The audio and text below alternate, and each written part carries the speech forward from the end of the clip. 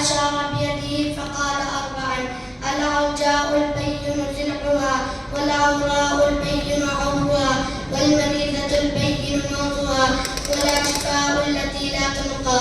ترجمة: حضرت براء بن عازب رضی اللہ عنہ سے روایت ہے کہ رسول اللہ صلی اللہ علیہ وسلم سے دریافت کیا گیا کہ قربانی میں کیسے جانوروں سے پرہیز کیا جائے، یعنی وہ کیا عیوب اور خرابیاں ہیں جن کی وجہ سے جانور قربانی کے قابل نہیں رہتا۔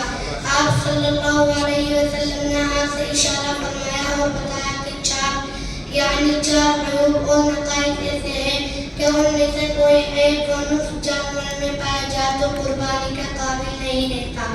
ایک ایسا لنگڑا جانور جس کا لنگڑا پن کھلا ہوا ہو کہ اس کی وجہ سے اس کو چلنا بھی مشکل ہو، دور سے وہ جس کی ایک آنکھ خراب ہو گئی ہو اور وہ خرابی بالکل نمایاں ہو، تیسرے وہ جو بہت بیمار ہو، چوتھے وہ جو ایسا کمزور اور لاغر ہو کہ اس کے ہڈیوں میں غوطہ بھی نہ رہا ہو۔ عن علی رضی اللہ عنہ قال نہى رسول اللہ صلی اللہ علیہ وسلم ان نضحی بأعظم القرن والأذن۔ ترجمہ: حضرت علی مرتضی رضی اللہ عنہ سے روایت ہے کہ رسول اللہ صلی اللہ علیہ وسلم نے ہم کو ایسے جانور کی قربانی سے منع فرمایا جس کا سینگ ٹوٹا ہوا یا کان کٹا ہوا ہو۔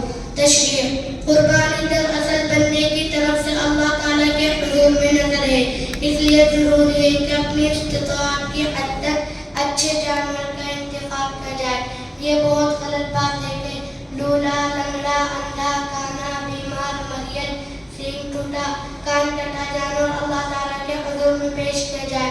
قرآن مجید میں اصول کے طور پر فرمایا گیا ہے کہ لَن تَنَالُوا الْبِرَّ حَتَّىٰ تُنفِقُوا مِمَّا تُحِبُّونَ۔ تم کو نیکی کا مقام اس وقت تک ہرگز حاصل نہیں ہو سکتا جب تک وہ چیزیں اللہ کی راہ میں خرچ نہ کرو جو تمہیں محبوب و محبوب ہو۔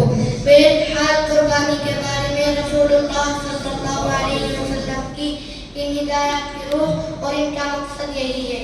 السلام علیکم ورحمۃ اللہ وبرکاتہ۔